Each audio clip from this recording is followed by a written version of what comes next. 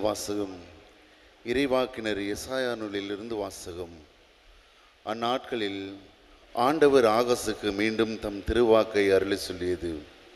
உம் கடவுளாகிய ஆண்டவர் உமக்கு ஒரு அடையாளத்தை அருளுமாறு கேளும்.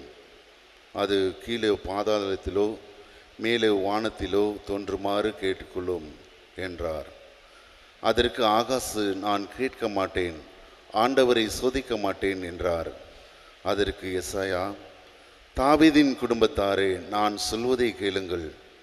மனிதரின் பொறுமையை சோதித்து மனம் சலிப்படைய செய்தது போதாதோ, என் கடவுளின் பொறுமையை கூட சோதித்து பார்க்கிறீர்களோ? ஆதலால் ஆண்டவர் தாமே உங்களுக்கு ஒரு அடையாளத்தை அருளுவார். இதோ கன்னி பெண் கருவுற்று ஒரு ஆண்மகவை பெற்றெடுப்பார். அக்குழந்தைக்கு அவர் இம்மானுவேல் என்று பெயரிடுவார். ஆண்டவரின் அருள்வாக்கு.